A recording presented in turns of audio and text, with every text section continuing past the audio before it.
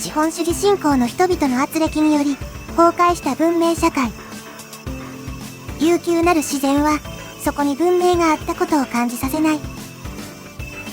そんな極東の島国にも新しい文明の波が押し寄せる。導くは赤き指導者ことの葉茜。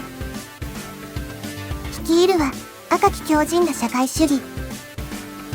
建設事務所を建設し、工事車両を搬入し、熱き血のたぎる民を迎えるために。さあ始めよう。東京の街づくり。というわけで、自己紹介も終わったので、始めていくで。今、回想シーンにさらっと自分の名前入れてたな。実は前回、うちは名乗ってないからな。改めて見返したけど、確かに名前出してないな。まあ、有名だからね。そうだな。それで、都市を作るんだな。せやで。でも、建築の前に、またやっておくことがあってな。前回、砂利置き場を作ったんだけど、砂利置き場からトラックに砂利を積み込む施設を作るの忘れていたんだよね。砂利を積み込むためだけの施設が必要なのか。砂利の山からダンプ車にそのまま積み込むのって大変だから、ベルトコンベヤーでトラックの上まで運んで、落として積み込むと簡単なんだよね。よくわからん。だよね。説明していてもわかんないだろなって思ってるし。ま、必要ならやるしかないな。でも、そのためには、この砂利道を壊さないといけないんよ。なら、ちゃちゃっと削除しようぜ。いやいや、ちゃんとその前に準備しないと。え？いや、道路を削るんなら、道路を削るための車両や、廃棄物を置くための場所が必要やろ。だからこうやって、無料の解体事務所と廃棄物置き場を作って、作業用のシャベルとゴミ収集車を配備しないといけないんよ。めんどくさいな。めんどくさいから誰かがやってくれる。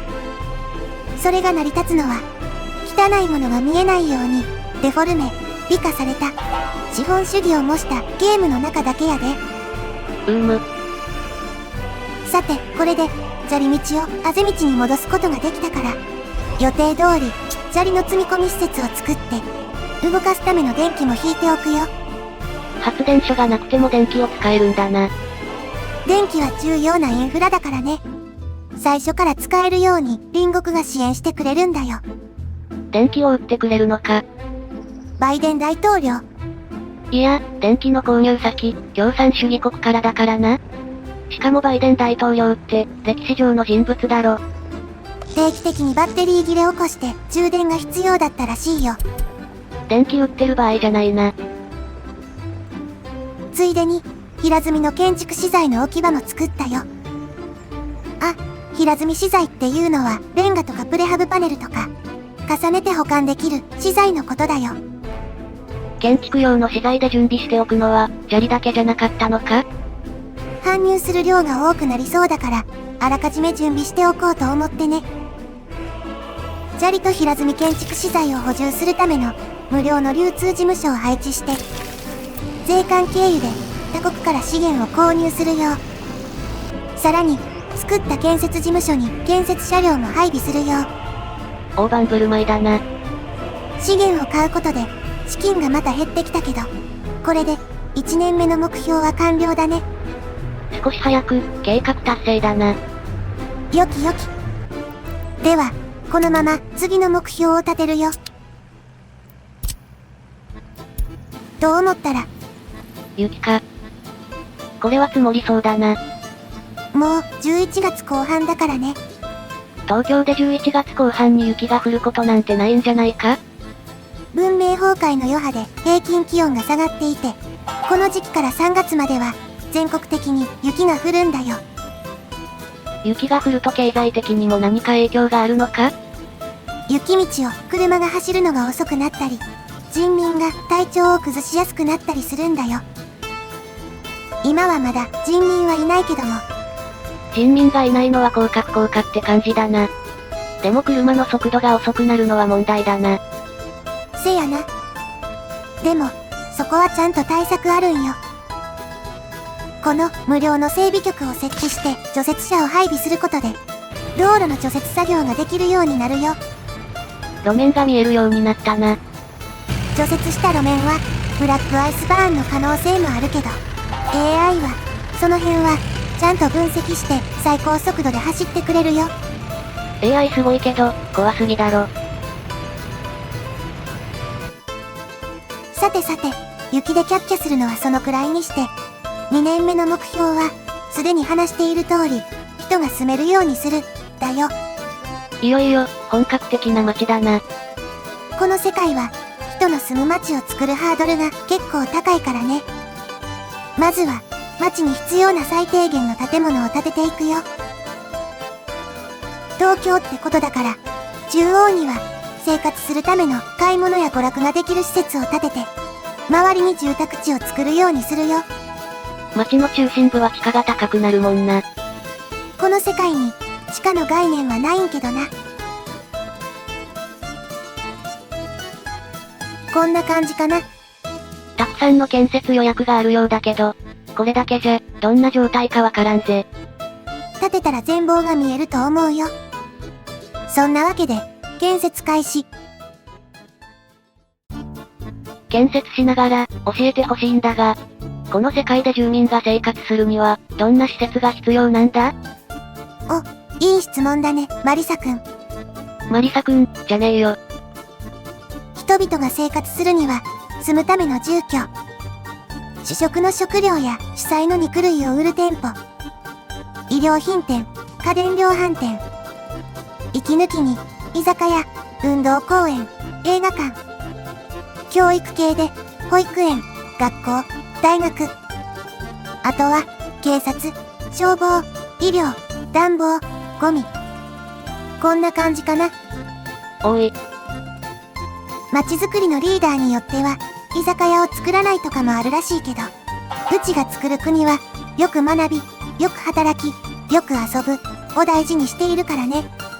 意識高い系リーダーにあるあるなしそうだな。いや、遊ぶのは家で引きこもっていてもいいんやで。意識高い系じゃなかった。話していたら、街の最初の建物が出来上がったよ。これは何の施設だ？映画館。娯楽施設だな。せやな。映画は、メッセージ性が強いからね。楽しく、この国の歴史や思想を知ってもらえるよ。なら、映画制作しないとだな。でもまだ、人が誰もいないんよな。映画館が集会所になっちまうぜ。うちの、このシリーズのパート1でも上映しときましょう。12分しかないだろ。10回くらい繰り返せば、尺2時間になるし、やろ。割と地獄だと思うんだが。そういえば、移住希望者からかな。お便りが来ていたんよ。ほう。まだ何もできてないのに何に興味があるのか。いやいや、うちの近くでなんか工事始まったら、何かできるのかなって気になるやろ。多分、あれと同じや。わかる。それで、なんて書いてあったんだ？地方だけじゃなくて、日本全部もっと出てたのかって書いてあった。どういうことだ？もっとってのは、主に人民が開発する技術のことで、多分、今まで、日本をこうやって復興させようとした指導者がいても、特定の場所だけしか開発できない状況だったんじゃないかな。なるほど。技術不足で全道開発することはできなかったわけか。なら、私らはなんで日本全土を開発できるんだ？そりゃあ、うちが日本全土を開発できるようにするモットーを自力で作ったからな。技術開発したってことか。せやな、そのくらいせんと、日本復興は成し遂げられないからな。今回のお便りは、誰から来たかわからんから。次は、移住希望者です、とか、自己紹介を書いてくれると嬉しいんだけどな。新しくできた建物。役所？病院だよ。大事なインフラだな。人民は体調が悪くなると、自分で通院するいい子だよ。なるほど。病院って聞くと救急車で運ばれてくるイメージがあるけど、自分で病院に行けるんだな。せやな。でも、重病になりすぎると歩くこともできないから、救急車で運ぶ必要があるけどね。なら、やっぱり救急車は必要なのか。後で買っておくよ。では、また次のお便り。まだあったのか。難しいですよね。特に水道の自力建設とか、って書いてあった。水道か。どういえばさっきの必要な施設に水道施設なかったな。せやな。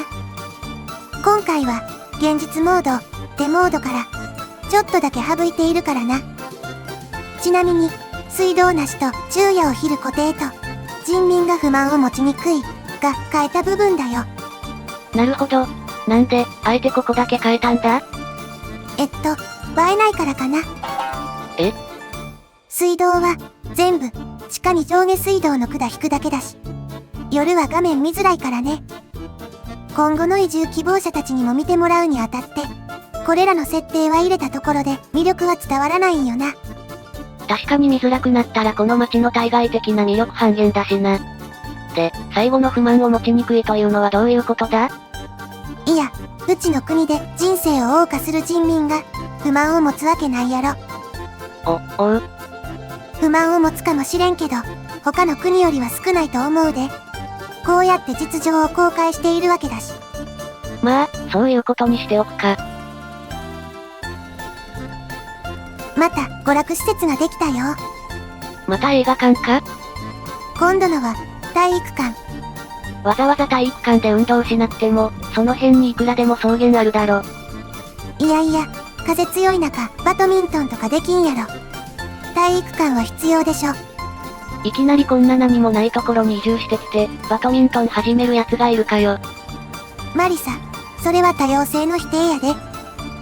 みんな違って、みんないい。いや、多様性だとしても、ネジは外れてるだろ。さて、他にもたくさん作っている建物はあるけど、それはおいおい説明するとして、建築だけ進めちゃうよ。なんかものすごい速度で早送りされているな。もともと、この世界の1日は、視聴者の方々の1分に相当するよ。3倍速で進めることもできるけど、それでも、この世界の1年を過ごすのには、約2時間かかる計算だね。冬に街を作り始めて、もう次の冬になっているってことは、この映像、実はすごい早送りしていた？せやで、動画の尺に合わせて早送りしているよ。ちなみにさっきは何倍速だった？ 60倍速くらいやな。